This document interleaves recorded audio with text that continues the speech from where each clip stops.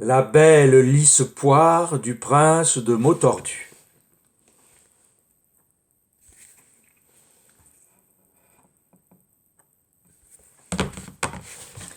La belle lisse poire du prince de Mautordu. À n'en pas douter, le prince de Mautordu menait la belle vie. Il habitait un chapeau magnifique, au-dessus duquel, le dimanche, flottaient des crapauds bleus, blancs, rouges, qu'on pouvait voir de loin. Le prince de Mautordu ne s'ennuyait jamais. Lorsque venait l'hiver, il faisait d'extraordinaires batailles de poules de neige.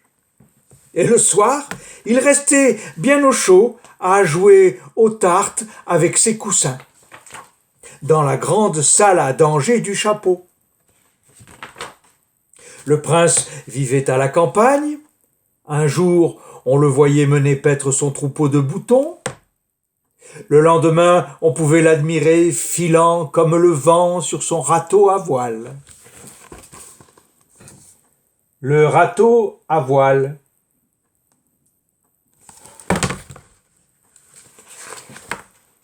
Et quand le dimanche arrivait, il invitait ses amis à déjeuner et le menu était copieux. Menu du jour: boulet rôti, purée de petits bois, pâte fraîche à volonté et suisse de grenouille. Au dessert, braise du jardin, confiture de mûres de la maison. Un jour, le père du prince de Mautordu, qui habitait le chapeau voisin, dit à son fils: « Mon fils, il est grand temps de te marier. » « Me marier? Et pourquoi donc ?» répondit le prince. « Je suis bien tout seul dans mon chapeau. » Sa mère essaya de le convaincre. « Si tu venais à tomber salade, lui dit-elle, qui donc te repasserait ton singe ?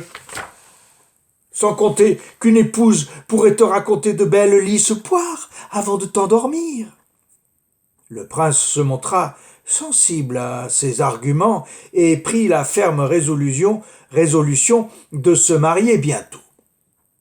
Il ferma donc son chapeau à clé, rentra son troupeau de boutons dans l'étable, et puis monta dans sa toiture de course pour se mettre en quête d'une fiancée. Hélas, en cours de route, un peu de sa toiture creva. « Quelle tuile !» ronchonna le prince. « Heureusement que j'ai pensé à remporter ma boue de secours. » Et au même moment, il aperçut une jeune flamme qui avait l'air de cueillir des braises des bois.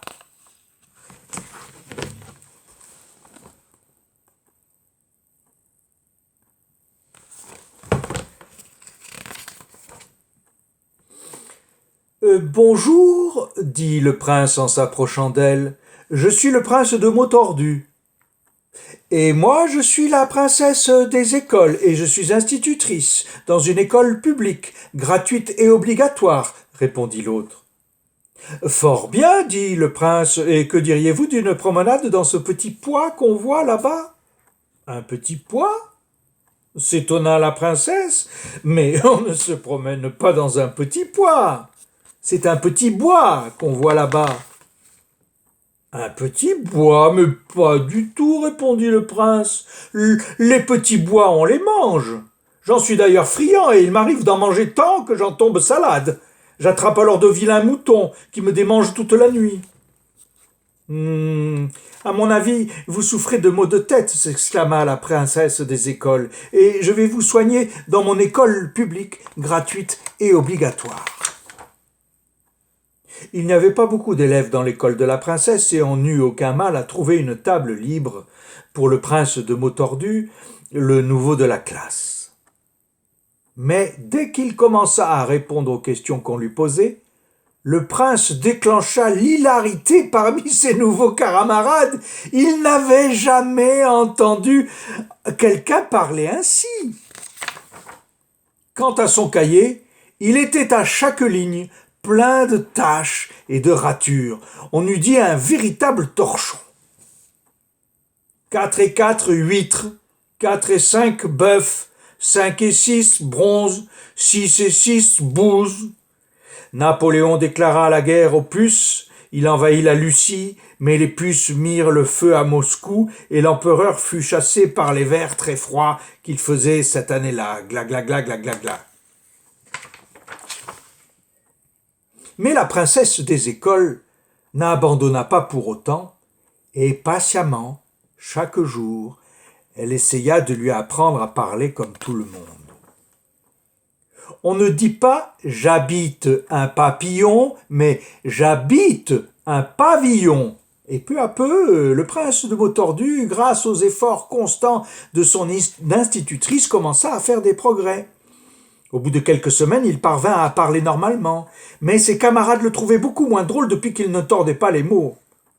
7 et 6, 13. Oh bon, très bien. Et à la fin de l'année, cependant, il obtint le prix de camaraderie, car comme il était riche, il achetait chaque jour des kilos de bonbons qu'il distribuait sans compter. Et lorsqu'il revint chez lui, après avoir passé une année en classe, le prince de Motordu avait complètement oublié de se marier. Mais quelques jours plus tard, il reçut une lettre qui lui rafraîchit la mémoire. « Cher Motordu, à présent que vous ne souffrez plus de maux de tête, j'aimerais savoir si vous aimeriez bien vous marier avec moi. Princesse des écoles. Vous avez oublié de me rendre votre livre de géographie, merci. » Il s'empressa d'y répondre le jour même. « J'ai fini de lire le livre, il est très bien, et j'accepte de me marier avec vous et avec joie, amitié, stop, signé Motordu. » Et c'est ainsi que le prince de Motordu épousa la princesse des écoles, le mariage eut lieu à l'école même, et tous les élèves furent invités. Un soir, la princesse dit à son mari « Je voudrais des enfants. »« Combien ?» demanda le prince, qui était en train de passer l'aspirateur. « Beaucoup, répondit la princesse, plein de petits glaçons et de petites billes. » Le prince la regarda avec étonnement, et puis il éclata de rire. « Décidément, dit-il, vous êtes vraiment la femme qu'il me fallait, madame de Motordu. Soit, nous aurons des enfants, et en attendant qu'ils soient là, commençons à leur tricoter des bulles et des josettes pour l'hiver. »